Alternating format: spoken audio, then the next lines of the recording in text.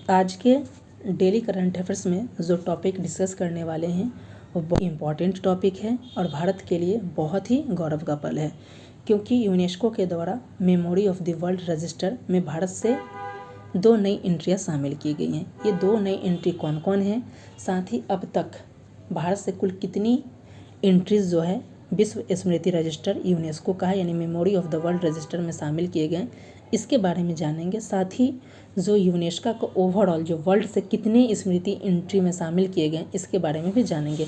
तो वीडियो को बिल्कुल भी स्किप मत कीजिएगा।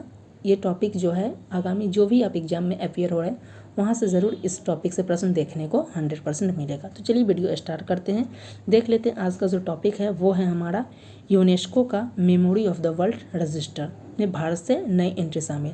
न केवल भारत से बल्कि पूरे वर्ल्ड से 2025 में कई नई एंट्रियाँ शामिल की गई, तो उसी के बारे में जानेंगे कि ये चर्चा में क्यों है।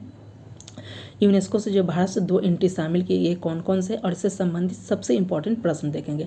तो आज का जो डेली करंट अफेयर्स है ये बहुत इंपॉर्टेंट है, यहाँ से प्रश्न निश्चित ही आपको देखने को मिलेंगे। तो चलिए वीडियो स्टार्ट करते हैं। इससे पहले देख लेते हैं इस टॉपिक से किस प्रकार के प्रश्न आपके प्रीलिम्स एग्जाम से पूछे जाने की संभावना है।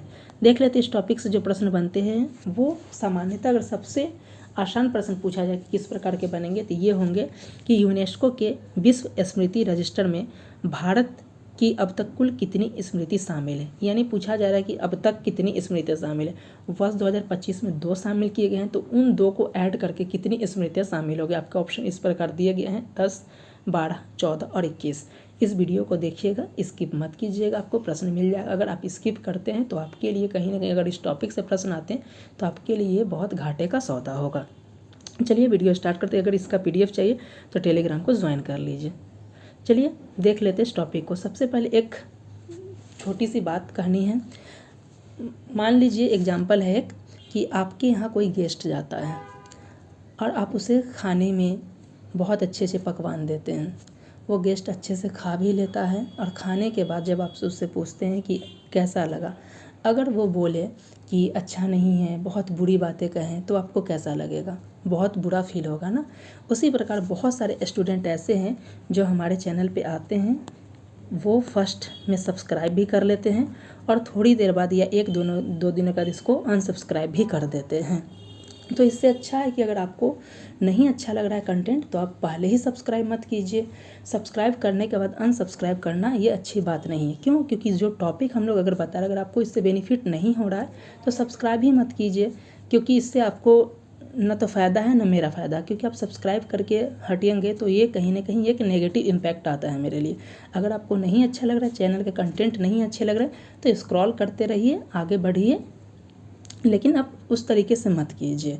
आप देख सकते हैं अगर किसी भी टॉपिक को, चाहे लेटेस्ट जॉब नोटिफिकेशन हो, सब ऑथेंटिक जानकारी मिलती है, टेस्ट सीरीज हो या किसी टॉपिक की आपको जानकारी दी जाती है तो बहुत ही ऑथेंटिक जानकारी दी जाती है।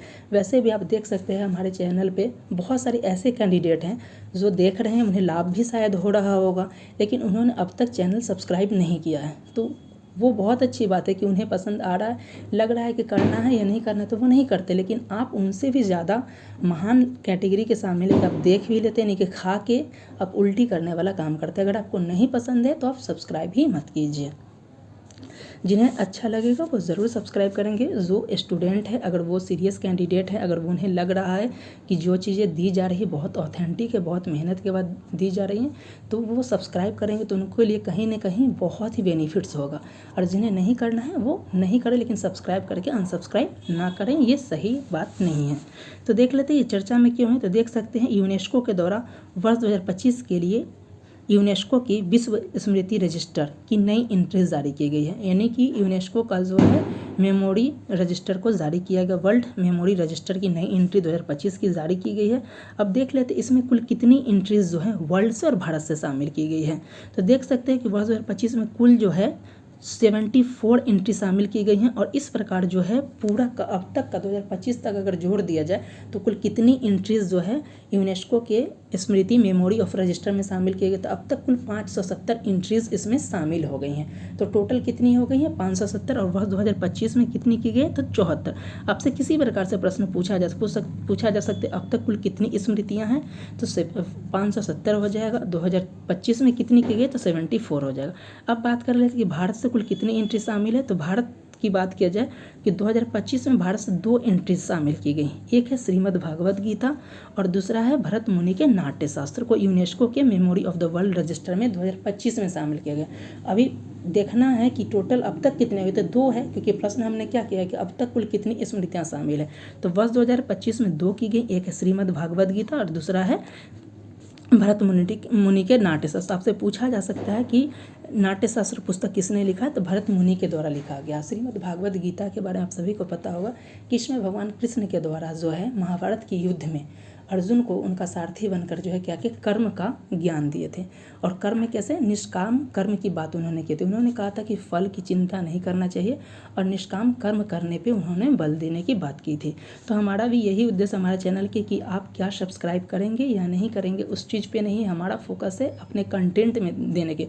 अगर आपको कंटेंट अच्छा लगेगा तो आप सब्सक्राइब कर ही लीजिएगा, क्योंकि हमारे द्वारा जो कंटेंट दिया जाता है वो बहुत यूनिक, आप कहीं भी यूट्यूब पर जाकर देख सकते हैं, बहुत यूनिक कंटेंट मिलेगा, चाहे वो बीपीएससी के लिए स्पेशल हो या फिर कहीं भी। लेकिन एक बार आपको उसके लिए देखना होगा कि कंटेंट कैसा है। नहीं, अगर आप ऊपर से स्क्रॉल करके चले जाएंगे तब आपको पता नहीं चलेगा, क्योंकि बुक के कवर को देखकर अगर बुक को जज आप करने लगें तो उसकी क्या, बुक के अंदर में क्या रहस्य छुपा है वो आप नहीं जान पाएंगे।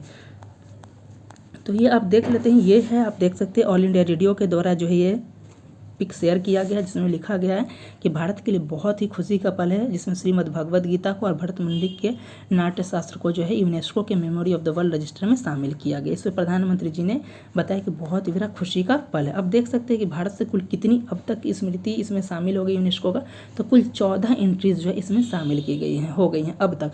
तो भारत से वर्ष 2025 में 2 एंट्री शामिल किए गए और ओवरऑल भारत से कितने हो गए, तो ये 14 हो गए हैं। अब देख लेते हैं, बात आते हैं प्रश्न की कि प्रश्न क्या है, तो यूनेस्को के विश्व स्मृति रजिस्टर में भारत की अब तक कुल कितनी स्मृति शामिल है।